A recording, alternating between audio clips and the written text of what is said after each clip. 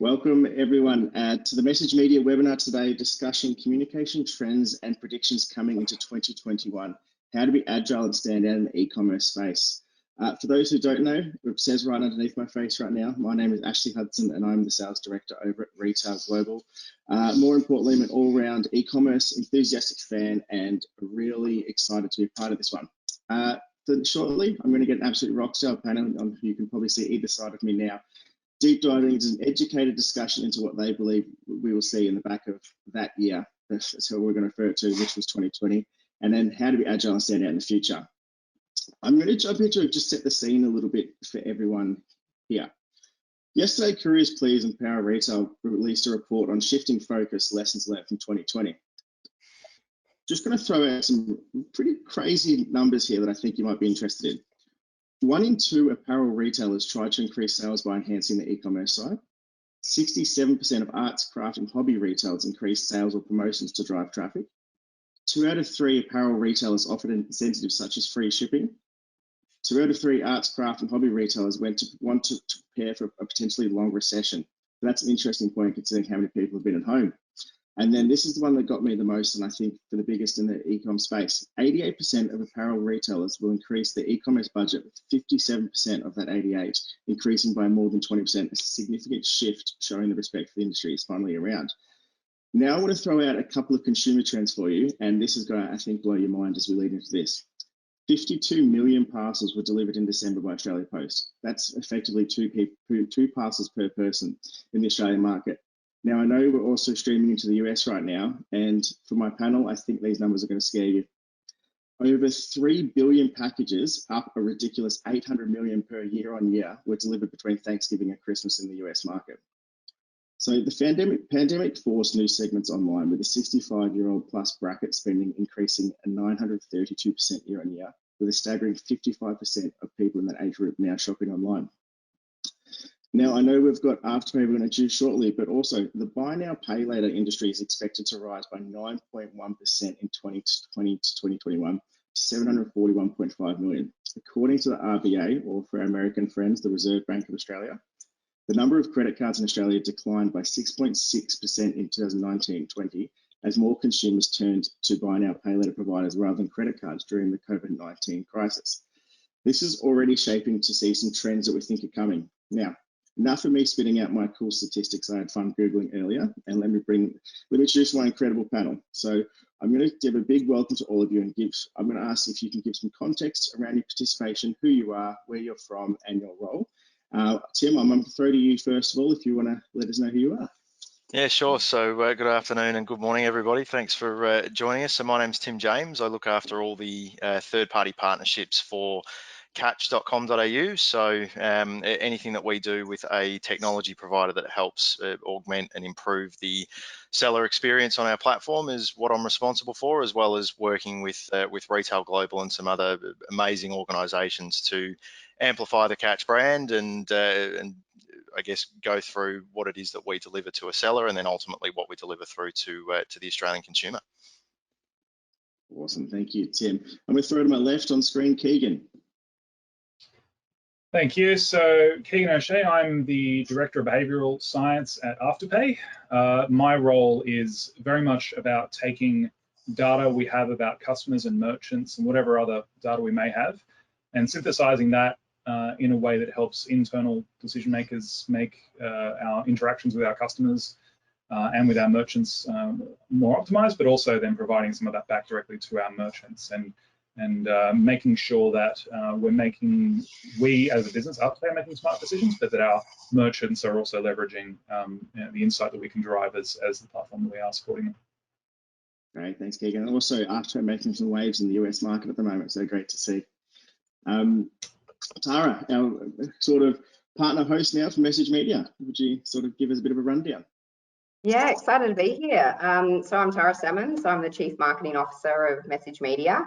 I've been in B2B and B2B marketing for over 15 years with a focus on digital experiences. And I guess MessageMedia, who are we? We live and breathe mobile customer engagement through SMS. So we've been around for about 20 plus years, founded in Melbourne, and work with over 65,000 retailers and other types of organisations all over the globe, from Australia to the US, New Zealand, UK, and everywhere in between. So if you've ever received a text message on your phone from a retailer sending you a discount code, a reminder to go back to your cart to complete your purchase, your Afterpay two-factor authentication messages, or a notification that your new shoes are being delivered online, which I may have done that a few times during COVID, chances are it came through MessageMedia. So really excited to be here today talking about communication trends.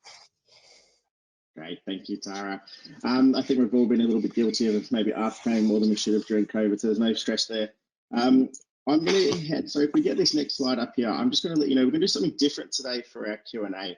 So just to show you how much fun we have with SMS, if you've got a question for the panel, we will answer them live. Just simply text the question into 0439 686 574.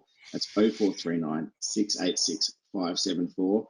I'm not going to say anything's on the cards with nothing personal. Our panel are very open and honest, but we'll keep it nice and clean today. So let's jump into the elephant in the room, guys. 2020 was wild, unprecedented, great for some, terrible for others. There's no one could ever say two words of the same thing and how it meant to them. But Keegan, I'll throw to you, being a behavioural science sort of background. How did this accelerate the Afterpay's communication strategy with consumers? And on top of that, did you see some of your key accounts shifting strategies in that time? Yeah, look, I think, not to get too nostalgic, but if I go back 10 years ago, I think a lot of the focus was on let's establish channel. So moving from DM to EDM was a big shift and was focusing on getting the message out. I think last year, the conversation that, sort of arose was about relevance. And I mean, that's always sort of been the communication point, but last year especially, I think channel becomes the medium to make that tailored. And I think what I've noticed with Afterpay is, we went through we've created a new visual brand and language, and a lot of that is representing the values of the organization. And we've got some really strong, corporate values. And I think that, us representing that to the market is really important, and saying this is who we are and this is what we represent, this is what we stand for. And I think that has been more necessary than ever, rather than the, sort of the technology landscape, just the, the emotional, toll that people have had. I think that's something that is something that, I have noticed personally is something that many brands have accelerated to various degrees of, quality and genuineness. But I think there's that, but then there's also then the tailoring the needs, because all of the smarts to go around that is, you want to make sure that if you are making that point about who you are as an organization, you want the person to receive it, actually want it. And so being very smart about that and using data to make sure that communication strategy is resonating and making sure that you make it as engaging or as limiting as needed. Yeah, I think the values is quite a big one there. So it's quite an interesting point of view. I'm going to start throwing on from that, rather than, I was going to go to Tim initially, but Tara, it's made me think about this from what you've seen from the customer's business's point of view. How have you seen people pivoting towards SMS or using different channels, like Keegan mentioned then, and have you seen a trend in that shift in strategy? Yeah, absolutely. I mean, 2020 was completely unprecedented, and it definitely accelerated the need for businesses of all sizes to pivot and accelerate their digital transformation. I mean, we were working with small businesses. Like one that comes to mind that resonates for me was this time last year, a small bricks and mortar retailer called Lollyology was, only selling from the shop. They were forced into lockdown at a time where they had just stocked up on all of their products, the biggest retail day of the year. And they were shut down, and within days had to mobilize to set up an online store, to think about their communication strategy. They got in touch with us. We worked with them to set up ways to let their in-store customer base know that they had moved online, and also help with them operationally, make sure that they could get on time. So it's been really interesting to see how quickly a lot of businesses have been able to adapt and shift to online, but also your large retailers as well, whether it be your Coles or your Kmart, or those that had to really widely adopt click and collect type strategies and find new ways of communicating with people, both connecting their online store with their shop front as well. It's a great point, and I love a segue that's unplanned too there, because when you talk about businesses going online, I guess the need for people like that, Tim, you can tell us more than anything the importance of marketplaces now. I guess a lot of people weren't aware of marketplaces this time last year, or the role they play in the Australian e-commerce and especially the US e-commerce side of things. How have you seen? How did you see different communication strategies change? And I guess from your consumer side of things, have you guys shifted your channels of communication as well? Yeah, it's an interesting point. Like I think 2020 was the year of e-commerce. Everybody keeps talking about just how phenomenal the growth was for e-commerce throughout the course of 2020, and I think even sort of taking a step back from the very obvious pandemic, we saw growth very early on in 2020, just as a result of the bushfires that came through the eastern parts of Australia. So we saw a lot of consumers looking for household goods and new furniture and electronics and appliances sort of throughout that period, because they were unable to get to a retail store, cut off supply lines, all those sorts of things. And then 2020 sort of accelerated into e-commerce just sort of dominating by design of all these lockdowns that happened. We had an enormous amount of interest from retailers coming to us, sort of around at the same time that Catch launched its brand, with the playful connotations on the celebrities. For those playing at home, Jude Saw is still my favourite one, which is the granny with the chainsaw. But it introduced a playful note to our brand in quite an unprecedented and quite an uncertain time as well. And so for us, it was really important just to make sure that we treat it, and we still do this to this day, treat every seller that comes onto our platform as not just a retailer listing their product on a website, but a trusted business partner of Catch. Because if we don't do everything that we can to augment that experience selling on our platform and communicating with our customers to drive that traffic to our sellers, then our marketplace won't be the success that it is today. Yeah, that's a great point. Now, I guess it comes back to that Keegan's early point around the values of the organisation there. For reference, my favourite one by far is Kim Kardashian. I still think that's my personal favourite out of all of them. It's got a good billboard on the way to work every day. Now let's flip the coin there. We've talked around how we've accelerated and changed strategies there. Now, how have you seen the consumer expectations evolve when it comes to communication preferences in the retail side of things? My biggest example comes to mind now. People didn't go on a website and see a big red bold line saying COVID, we're still operating and fulfilling orders. That's what we've seen now. So maybe I'll throw Tara from your side of things first of all. Have you seen customer expectations evolve in that area? Yeah, look, I think a couple of things stand out for me, and Keegan actually touched on this a little bit earlier, but just, the importance of, sending really personalized, targeted messages, and I think also real-time communications. And when it comes to communication channel preferences, we know from research that a lot of consumers prefer texting and to be able to communicate with them on the move. I think the stat is 76% of people prefer to receive a text over other forms of communication. And also in the digital age, consumers are looking for choice and convenience, and that's where mobile messaging can play a really key role. It doesn't require them to download additional apps to their phone, and the stats speak for themselves, where 90% of SMSs are read in 90 seconds. And I think going back to that kind of tying in the personalization with the choice and convenience, one retailer that we've seen do this really well is Vinomofo, the wine retailer.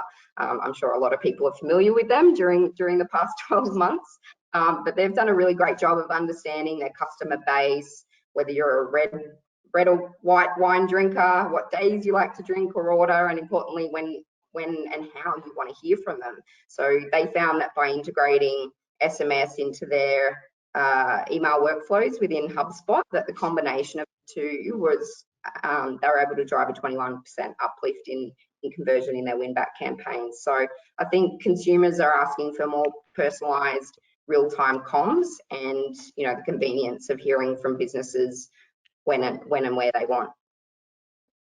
How much time goes into that sort of planning around when to send it? Because I know that traditionally social media, when it first started, everyone would do 8 o'clock on the train or 10 o'clock when you're sick of the first hour of work sort of thing. So there was different times, but I guess that text messaging where I'm thinking wine around 4:30 at the end of the day, ready to knock off and have a drink, is that sort of a lot of thought goes into when sending those or when scheduling? Yeah, and I think the key is, you know, test and iterate. So it's about trialing things out, seeing what works for your audiences, making sure you're capturing that information against people. So, you know, hopefully people have their tech stack set up in a way to really learn people's buying behaviors and integrate it with their communications channels, whether it be SMS or otherwise, to really understand, well, what's most effective, what channel, what time, and then just continue to evolve the strategy based on that.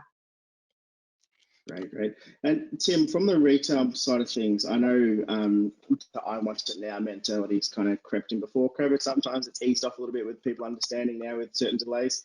How have you seen the customer expectations around communications evolve? Yeah, I think probably the biggest element for us, and you know, you're quite right on the delays on shipping, is just that honesty and transparency from a retailer on how long product is taking to get to them. I think the Australian consumer, particularly throughout the course of last year, were quite sympathetic to product taking a little bit longer to get to them, you know, by nature of just so many people ordering online, and then notwithstanding the logistical challenges of getting product into Australia if it was coming from overseas. So I think one of the biggest shifts, and something that we always work with our sellers on, is making sure that they've got access to providing up to the minute tracking information, so that the consumer is just informed of where it is. You know, it helps us reduce the amount of inbound support calls on, hey, where's my product? You know, the people can just jump on their phone for convenience, look at where their product is, and if it's going to be a day or two late, then that's fine. But as long as they know, then it definitely sort of eases that you know, eases that anxiety when we're all waiting for product to be delivered at home. 100%. It's an interesting point of view, isn't it? Because even from if you look at the trends of the shipping side of things, people were looking towards same day within a couple of hours delivery. And while that's come really good for consumer goods, like Dan Murphy's just done brilliantly during this time, people are more willing now to wait a week or so for the right bit of clothing on them. But Keegan, I want to jump into your behavioural background here, and I know it's quite an interesting point of view of customer expectations that people have grown through lockdown. Have you seen any sort of expectations evolve? Yeah, there's a couple of perspectives there. So I think there's the you know, the expectations of groups of people, and then the shifting demographics of the market. So I think for, you know, millennials and Gen Z, you know, and I say we, I'm still millennial despite looking like I'm in my late 50s. You know, we grew up with the internet, and I think, you know, there's a quote I recently heard from one of the senior leaders at IBM that said, the last best experience that anyone has anywhere becomes a minimum expectation for that experience that they want anywhere. And so I think the idea is that if you get at a certain experience, and it's in human nature, is that if you now know that I now have a roof over my head, okay, I'm gonna have a roof over my head. You know, I had some internet issues last year, and my kids, you know, didn't get access to Netflix, and they said, oh, we have to watch DVDs. Didn't know that was DVDs were an innovation a little while ago. So I think, you know, from a consumer perspective, is that there are people who have had their expectations met in these challenging times. And now that they've gotten a taste for that, and they now expect it. I think there's that, but I was thinking also, you know, that is, you know, they are growing as, you know, and young people are growing as you know, every day as part of the, you know, they mature. But I think the interesting thing is those who are beyond that, who didn't grow up with it, you know, some of the older generations, so the other end of Gen X and baby boomers, a lot of them were really resistant to e-commerce and buying online, and I don't trust giving away my credit card and that sort of thing. And a lot of people didn't have a choice last year. You know, people in Victoria, people in the United States, people in Europe, you know, there was a very little option to buy things that were seen as discretionary. So they were forced into this scenario. So the expectation and the workflow became, it wasn't really about preference, it was around the necessary steps to take. But I think once they, you know, there's an, and this is largely, you know, qualitative, but once they went through that process of, oh, actually this is secure and safe, and I don't have to worry about it too much, they've now gone to that next level of, I now have a minimum expectation. and I want to have more of that. And so we're seeing, the growth of online just continues as a result of that. Do we see a word of mouth in that bracket as well, quite significantly helping too? Like if one person's gone through and it's been, they've realised that there's not some dodgy man on the other side of the internet trying to take their money. Have we seen that once there's trust within a couple, that seems to steamroll? Or it's interesting to think about that side of things? Yeah, there's a lot of research to suggest. I mean, even going back to the early days of NPS, the promotional element of it goes wild. And I think one of the things that Afterpay's observed is that a lot of success is people seeing it for the first time with someone they know and saying, well, I've seen you do this, right? I now have confidence that it works. And I think that is, and that has a network effect that comes with it. If someone you know has a good experience, and in my telco days, this is always the case. If someone has a bad experience with their mobile network and they're sitting next, I think Telstra have a really great ad where they can't make a phone call, and oh, don't worry, I've got you, and it's a Telstra phone. Like, that's such a really good expectation of the social element of being able to compare experience A and experience B in a moment, and you immediately make a judgment about experience B. Yes, it's a fair point of view, actually. I'm just thinking around all these telco ads, and even yesterday we had an NBN fixed at the office, and NBN's completely impartial, but definitely set the expectation well there that we know where it's coming from. But I'm going to kind of look at, I guess, if we break things down a bit more of a granular way, are there commonalities and variations across the retail industry when it comes to communication preferences? So, Tim, I might start with you on this one from the marketplace side of things. Have you seen, for example, consumers' preference around household goods versus cosmetics or fashion apparel? Like, have you noticed the different, especially with Catch offering, I guess, one-stop shop for you to come up with a slogan for you? Have you noticed a different shift in the various items?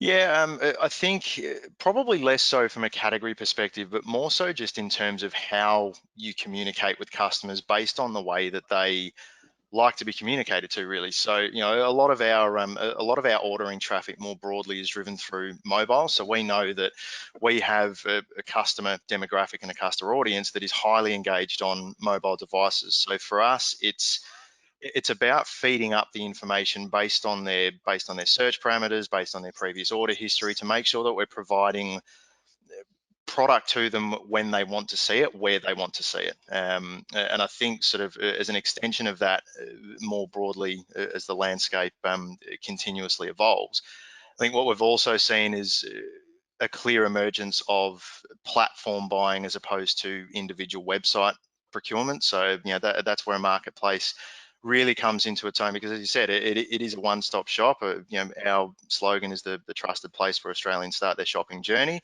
So we want to be that trusted website that people know that they can go to. They can get everything from their finished dishwashing tablets through to a Dyson vacuum and a pair of Nike runners, but all shopping on a seamless platform. It's easy to use. I can do it on the train on the way to work, on my couch, on a Sunday afternoon. So I think it's very much about where your customers want to be communicated with. That's really key there. Yeah, I think that's a great point, isn't it, about where and the timing. I guess Tara was talking about earlier, if you get them at the right time and the right way. Tara, what about, have you seen, I guess, from this, have you seen, being with MessageMedia, looking after so many varied companies, like couples that come straight to examples, Click Frenzy, it's right there right now for the sales, being MOFO around the wine time sort of thing. Have you noticed a trend in different categories or areas? Yeah, look, I think like from a variations point of view across the categories, I think what we tend to see is different types of messages, different types of communications depending on the category. So, and that could be based on the price point. So, as an example, a customer of ours, a popular jeweler, finds that their customers prefer to receive comms more relating to like member benefits and post-purchase follow-up messages, and more of that kind of white glove communication engagement. Whereas, a shoe retailer might focus more on seasonal offers and promotional messages, and it's a different type of engagement experience. But then there's also a lot of commonalities across a lot of the categories. So A prominent one being abandoned cart use cases. So shopping online, people, leaving things in their cart and using that as a reason to reach back out to people to remind them to go back and complete their purchase. They might have got distracted or whatever it might be. So we work with a lot of companies. We have direct integrations into e-commerce platforms like Shopify to allow people to make that really, really easy to convert those visits into sales. And some analysis we recently conducted found that, for example, adding a 60-minute delay when sending an abandoned cart SMS can recover an average of 16.4 carts for every 100 messages sent, so a really high conversion rate. That was pretty consistent across most retail categories. That's interesting. Do you think that's, I guess, comes down to consumer nature, where you kind of have that whole, do I really need it sort of thing, and you hum and ha, and I know, well, my wife's a shopper for it. She'll put 10 items in a shopping cart and then not do it. But when you're prompted with it and you're kind of maybe in a better mood or something, and just go on, I'll just do it then. Is that sort of what we're seeing there? Yeah, look, I think there's sometimes people are a bit tentative or tossing up what, should I get it, should I not? Sometimes people just get distracted and just need that little nudge and go, oh, that's right, I was midway through that when I got distracted doing this over here. So, that kind of, connecting with people in real time and working out, well, what is the right point? Is it that, 2 minutes after? Is that too soon? Or is it, let's give them an hour, maybe they're busy doing something else, and then let's bring them back to the store at that. Yeah, that timing is interesting, isn't it? Because I guess it's working out when you're annoying to when you're helping. Cool. Keegan, you've mentioned before quite a few around the age demographic, but with Afterpay being quite heavy in the fashion sort of area in particular, have you noticed different category specific sort of trends? Yeah, I mean, we're largely born out of fashion, but I think as we go into new categories, they're starting to observe different, behaviors. So I think what's really interesting is that there are sort of within the Afterpay ecosystem, there are people who use it for certain things than others.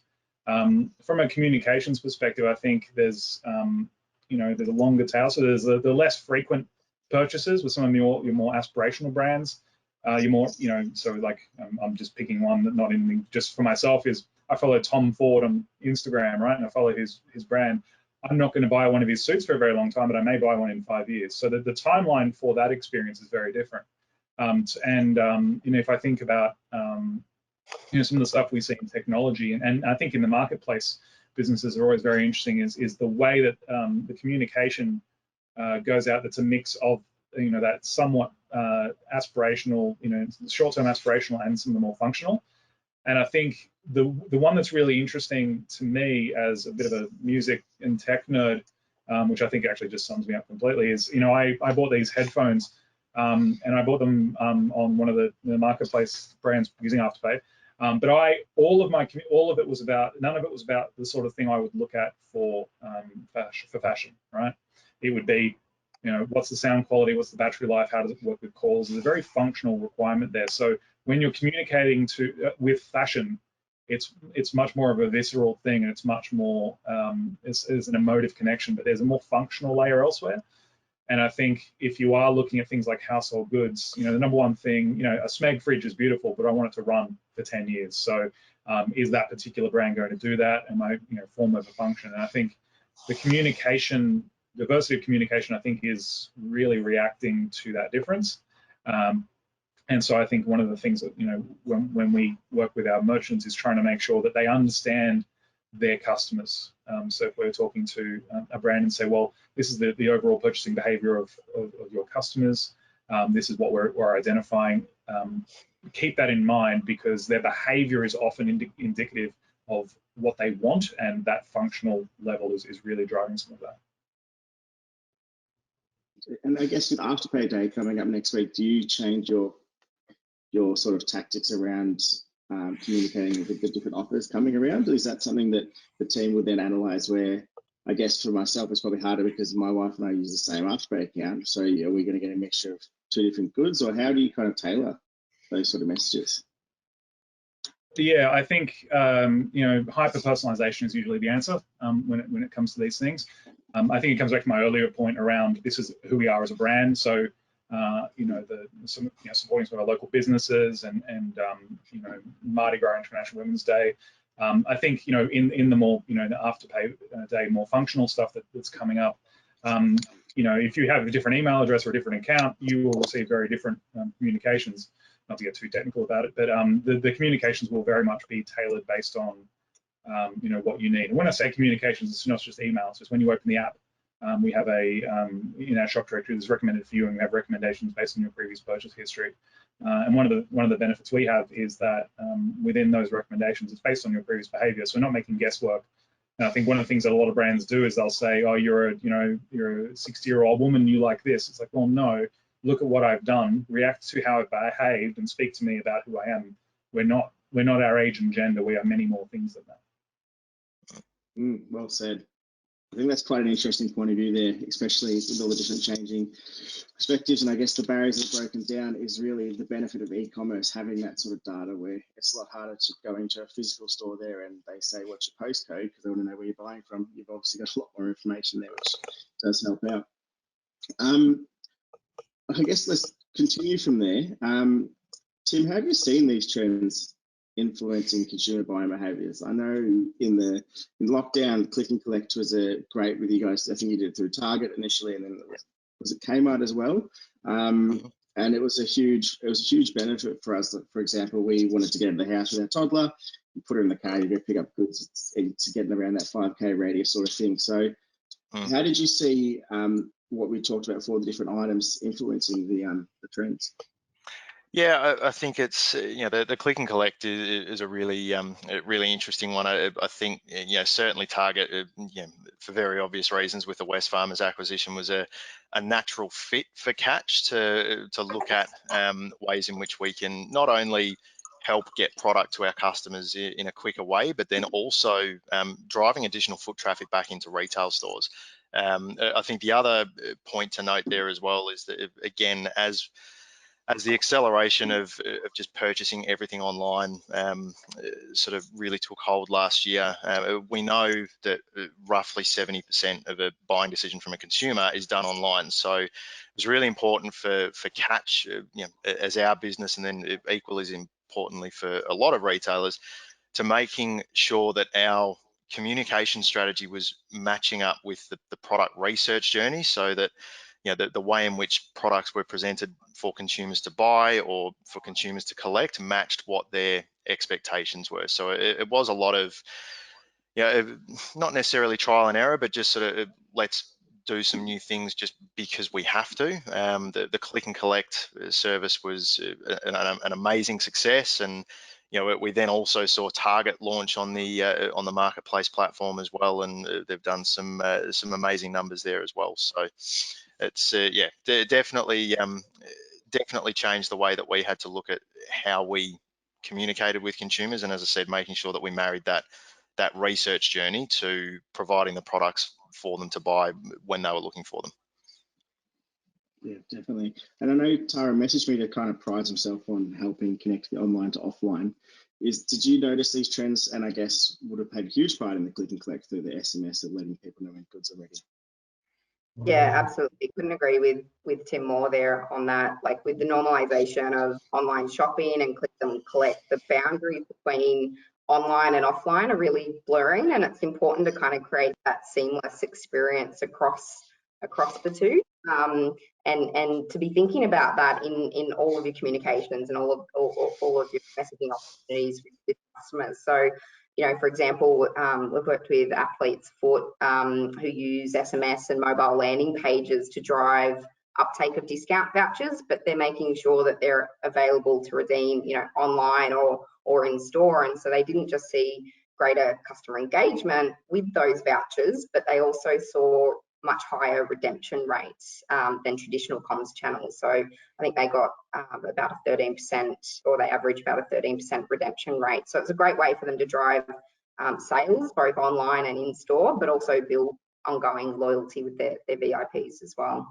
I think the other trend is as well that I've been thinking about is, with the move to online and the less that we've been kind of being in store and feeling and touching things and being able to really assess what we're going to buy, more people are relying on online reviews. And, you know, Ash, you mentioned word of mouth before. You know, people look for reviews to help them make that buying decision online. So that's important to think about from a retailer perspective, is how can they drive, you know, positive and open and transparent reviews about their goods, and finding the best way to get those reviews from people. So using tools like SMS to be able to send out, hey, you've just purchased this, can you give a quick review, and make it really easy for people to share their experiences to help other buyers make the right decision. That's a great point there, isn't it? And we've seen such an emergence in the different types of reviews and everything in the last 6 to 12 months. And quite a few new entrants to market who I'm sure the three of you will be partnering with shortly. There's a lot of different options out there. So it's interesting. Keegan, on that note, have you seen from what you guys understand, so I'm mincing my words here, have you seen a shift because of reviews into the buying patterns, or has it been something that you've kind of always seen that we've only just been taking notice of?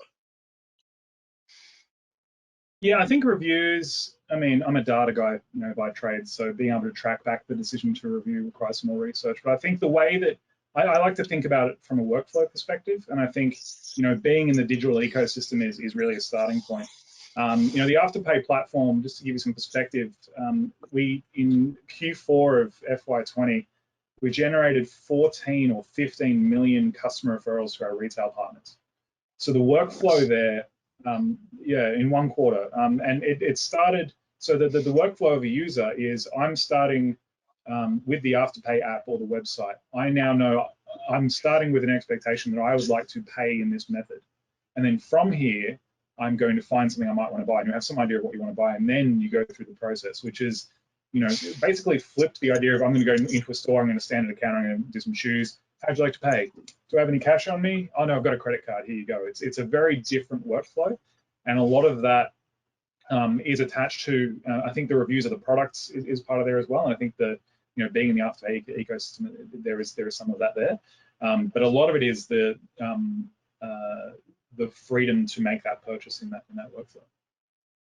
Have you noticed, I guess, on that note, and we talked about earlier around the trust of the people being scared to purchase online, have you noticed that referral system and that gateway has become a sign of trust as well, or even just seeing the Bondi Mint at the bottom of a website having as an option? Is that people seeing as a trust? I guess traditionally what PayPal was for a lot of people, where it was when PayPal first came in, it was a gateway where they could get their money back without having to argue with the merchant. I think that there is a, you know, one of the things we like to do at Afterpay is make sure that people have financial freedom. And so the freedom that's afforded, I think that, you know, that the beautiful Bondi Mint logo is saying that this brand has decided to, you know, for whatever reason they may have done, they have made the leap to make this an option for you.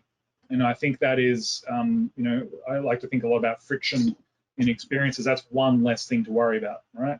If you're going through the workflow for a purchase, you're saying, I would like to make a purchase. Oh, great, this is not a thing I have to be concerned about. You know, and so I think that, is the product any good? Do I trust this merchant? That's one thing that says, this merchant has made this process easier for me. I mean, one small way of maybe 7 or 8 different steps in the flow. So I think that there is an element of trust there that, and if then the experience is good, they attach it both to Afterpay and to the merchant that they've purchased the product on. Awesome. I'm going to just quickly shout out that number again if anyone want to ask a question. We've got a couple left to go, and then we might have a room for 1 or 2 at the end. So it's 0439 686 574 if anyone wants to get in there. There's been a few questions about your golf clubs there, Tim, but we probably won't repeat them, so it's good to know there's a bit of interest. So I'm going to throw this to the floor as a sort of first one to answer, gets first crack at it. What are the latest tech and digital trends driving and changing the way that you're seeing consumers and businesses communicate?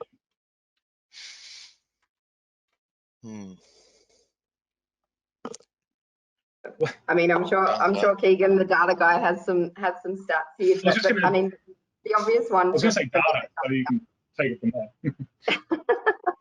The obvious one for me is just mobile. Like people are more than ever buying on their phone. Like, on a personal note, I don't even remember the last time I bought something on my PC. It all happens on my phone, and, you know, probably a bit too regularly over the past 12 months. So, you know, so that means people have to, you know, communicate people on their phone as well, and that's where MessageMedia plays a role. There's some companies that have been doing this really well. Ash, you mentioned one of the Kardashians before, well, and another is Kylie and Kylie's Skin.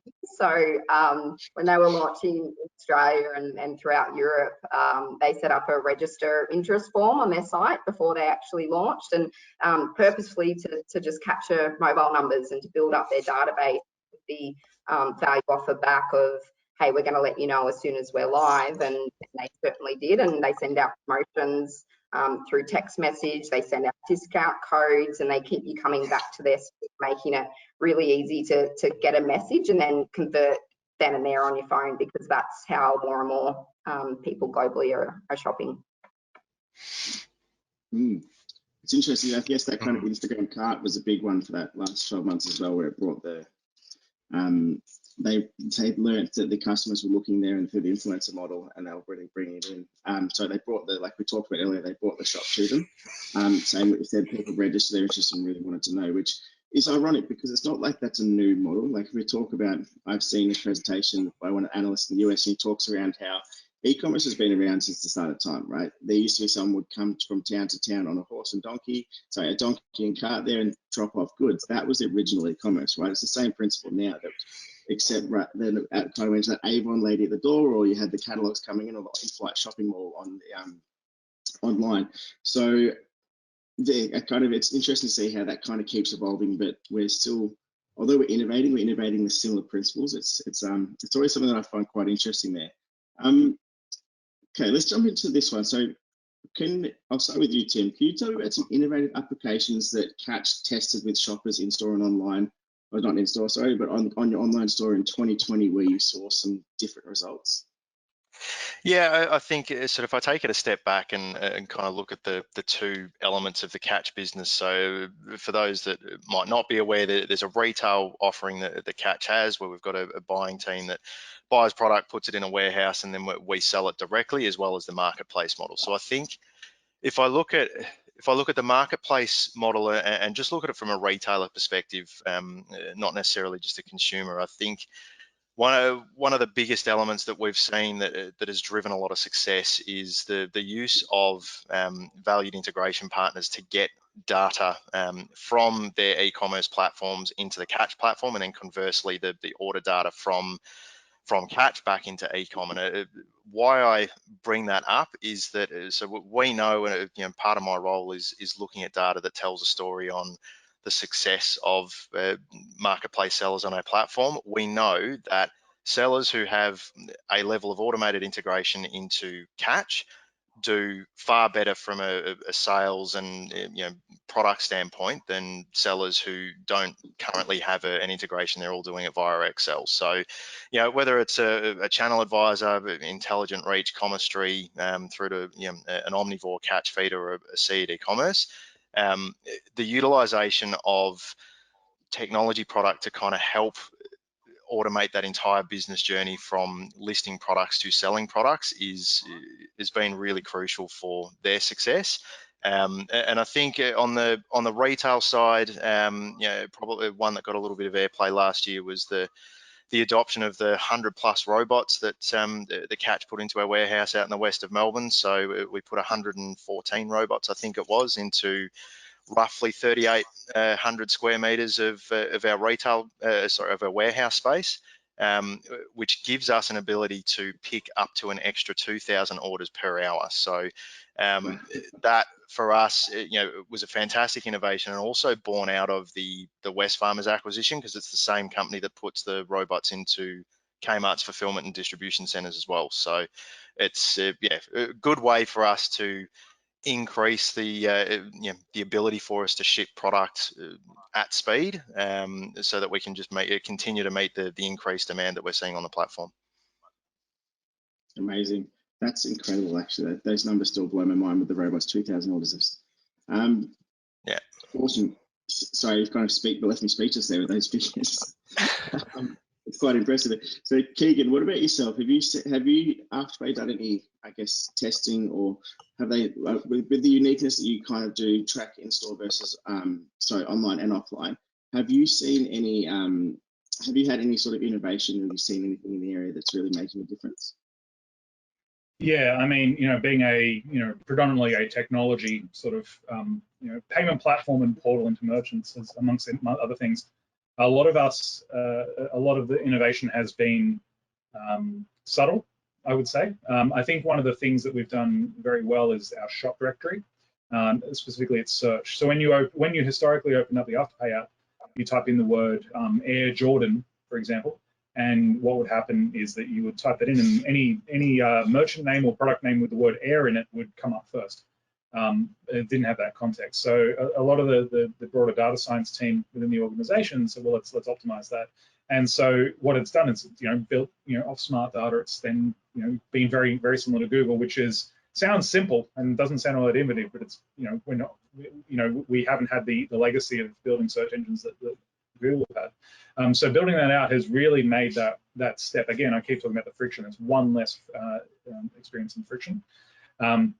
There has been a lot of work that's been happening like that across the Afterpay ecosystem in terms of product rollout, and there's some stuff coming that I can't talk about, but a lot of it has been in the works for some time. But really, it's about in the next couple of weeks or so that we can start to really make those experiences a lot more frictionless. And I think it's not like it's news. It's part of our philosophy is continually innovate, because the technology landscape and buy now pay later landscape is surrounded by organizations that are wanting to meet customers' needs. So that innovation is really core to our who we are. I did exactly what you mentioned there, going and putting the Air Jordans in, and something even the in-store map, being able to direct it straight away where I can actually get them from. It's probably not showing to the screens, but that's actually quite cool. I mean, some of those things like that never cease to amaze me. Tara, I know that text messages made a great resurgence and some growth in the time, and I think you guys, more than anyone, probably did a lot of innovative things around different trials. Like, if I say this in the nicest way possible, SMS is an SMS, right? But you guys seem to do quite a few different things during the last 12 months. Do you want to jump into some of them? Yeah, I mean, yes, SMS is SMS, but it's effective. It works. It's proven to get that cut through. I think it's how you then apply it and using it at the right kind of time. So we've seen, a lot of retailers, online stores test abandoned cart messages, for example, I mentioned before, and really just refining when to best send. So 1 minute delay to 2 days delay, 60 minutes we've seen works best. But also, journeys and thinking, well, do I send one text? Do I send multiple? An online health supplement provider we're working with, for example, has an abandoned cart journey with 2 SMS, and the second one drives a sense of urgency by including a follow-up discount code. And they then get an average recovery rate of 20 carts for every 100 messages sent, as opposed to the average of 16.4. So I think it's about using existing communication channels that are available, but in new and creative ways, and really kind of testing what works for your audience. I think also those that are blending that online to offline experience. Another retailer, Simply for Strings, they sell musical instruments, and they're online and in store, and they're really helping connect their customers to both.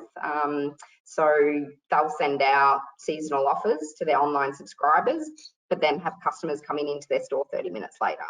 So I think it's more about the creative use cases of proven communication channels that's probably, been most exciting for me during the past year.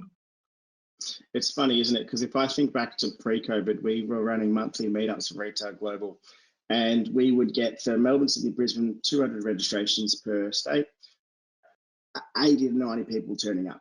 At the moment, we would send out email reminders, calendar invites. For the moment, we actually was convinced from Nigel from your team there to introduce the reminder SMS. We actually saw that growing to a good 120, 130 each for each location. And it's sort of amazing how just the convenience, because the difference between email is here. And before I say this, I can say that by no means am I being paid for this. I don't work for MessageMedia. I'm just a fan. So much that I don't sound like I'm plugging too much, but just the convenience. And I guess talks from Keegan before, you showed me then how I can just go online and find the item within store. It's all in my hand. And Tim, the Catch app, it's seamless, right? And it just shows how the four of you have kind of picked up that trend. And I think the number one thing was personalization, but number two for me is ease of access. And it's all in my phone. And that's something that we're really seeing, a really nice trend there. I do have a couple of questions from the audience, and this one is directed to Keegan. You mentioned at the start channels.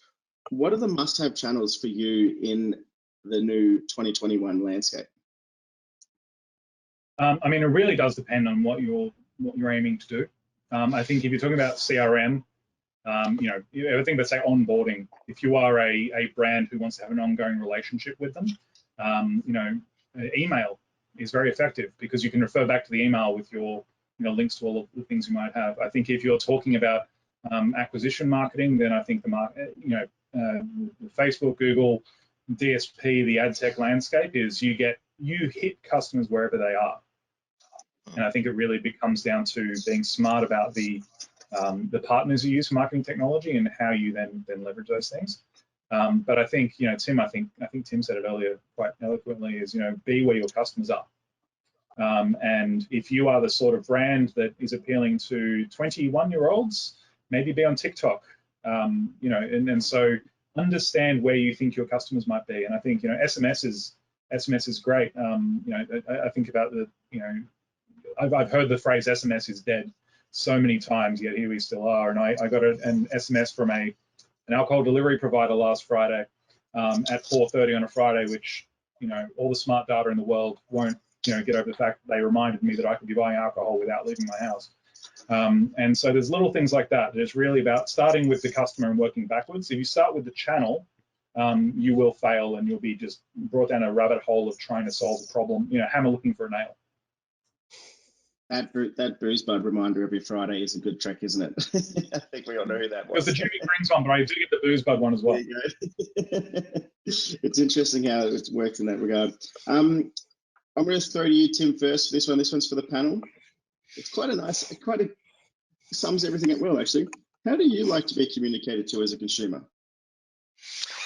Oh, so I really like in-app communication, and the reason for it, and sort of building on that, it's then the push notifications that you get through apps onto a mobile device. So we're starting to really see push notifications almost become an extension, and in some cases replace the traditional EDM, because you can build so much infrastructure and information into an app, and all you need to do is just put out a notification to someone to say, you know, hey, this is a latest special, whatever it might be. Click on the notification, and then you're instantly in the app. And you know, you're then driving additional traffic through to you know, through to different web stores and all those sorts of things. So for me, it's mobile and app-based communication. That's how I prefer to be communicated to. It's a great point, actually, because yesterday it was announced DoorDash had built into the KFC app, and it was a game changer in the food space, because the first time you can order delivery straight from an app, and it kind of shows that being able to stay in one location, you're actually not losing. You're not losing that customer, and it comes back to your point, Tara, before about the hour-long message. People probably won't wait 60 minutes for food, will they? They've got another option. So, Tara, I'll throw it to you. How do you like to be communicated to? Yeah, I mean, I'm certainly biased here, but look, a range of communication channels. I think it depends on what's being communicated. If it's something, you know, non-urgent that I, you know, don't need to know about now and I can come back to later, you know, email or what have you, it has its place. But if I'm wanting to, you know about something with urgency, or something that's a time-based offer, or something that helps me while I'm on the move, it's definitely text message. I mean, some of the examples I've given today, like Kylie Skin, for example, I get their messages and I click and I buy, and that's the way I'd prefer to. I don't look at their emails that they send me. That's just the way I like to communicate. And I think also it's a good way to have a two-way conversation with businesses and retailers as well, without feeling like you're tied to a phone call or to a web chat. You know, I think we've seen a lot of research of people hanging on live chats on the web for 20 minutes or longer because people are tied up, whereas there's not that same expectation when it comes to SMS. You can know that your question's gone out and that you'll get it in in a time when you can go about your business and then response. It's interesting actually when you talk about it like that, because Qantas is a good example, because you feel sometimes for the people at the other end of the line when someone's flight's been cancelled because they're already getting started behind the eight ball with anger side of things. But when Qantas introduced that text message, I really love to see some data behind how that changed the consumer side of things. Because for me, with my flight got cancelled and I had a text message, I could just text in to get a new one, I was so much more calm because I didn't have to sit on a wait list. I'm not sitting for 10 minutes, 20 minutes, half an hour with the same music may drive me mental. So it's actually that alternative side of thing it's a great point. Keegan, finishes up in this regard. How do you like to be communicated to? It depends on the urgency. If something is something that I really want to know straight away, then I'd like it, and I think like an app notification. When I get the notification from Netflix or Disney Plus saying the latest episode of Blah is now streaming, it's so good, because you then press it and then you go Chromecast, then you're sorted. You ignore the children straight away. But then if you're thinking about something like if I think about Vans or shoes or records or books or things, I actually really like stumbling upon them on Instagram. I think one of the brands that I've noticed doing it really well lately was I think it may have been Kogan. Was I was scrolling through, or maybe it was one of the marketplaces, and then you scroll across and it was a pair of rainbow laced cons, and then a pinball machine, and then a record that I was looking at buying on Amazon recently, and it's just it's so delightful to see it. But I do not need an app notification, and I get app notifications saying, "Hey, did you know that you could buy these shoes?" Not now. I'm watching Netflix. So I think it's really about, it's less, again, I keep going back to it, it's less about the channel. It's more about how confident are you that using that channel with that degree of urgency or that in that methodology will elicit the result. And the personal preferences of an individual, when you take all the data together, can be managed to say, well, Tara likes this, Tim likes that, Keegan likes this, and just do the smart one. That's so true, isn't it? Because personalization was the key word of 2020. And I think now it's taken that personalization to the next level. It's the personalization at the right time. It's a great point. That you do love targeted Instagram ads there. They picture up well with the Con versus the pinball machine, haven't they? You love those things. Final question, and I'm going to breeze this through. I love to do it whenever I MC something. What's your key takeaway or one bit of advice for looking to retailers if they're looking to ramp up their comms next year? I think we may have summed it up already, but if you had a couple of words to say, what would they be? Tara, I'll go left to right on my screen. Yeah, look, quickly, I think just know your audience, segment well, personalize appropriately, innovate and test. Just don't stop testing, continue to learn and try new things, and make sure you're reporting back on that so that you can close the loop and make sure you're improving your communications. Perfect. Keegan? Well, what Tara said would be one answer, but I think listen to your customers before you talk to them. That's great. I like that one a lot. And then Tim? Yeah, I think we sort of summed it up before. Just know where your customer is, and make sure that you design a strategy that you can be found where your customer wants to shop. Whether Keegan made a great point on certain generation, they might really want to find information on TikTok as an example versus EDM, more traditional communication memes. So yeah, just be found where your customers want to find you. Brilliant. Thank you so much, guys. I thoroughly enjoyed that panel there. I think personally, I've taken a lot from it.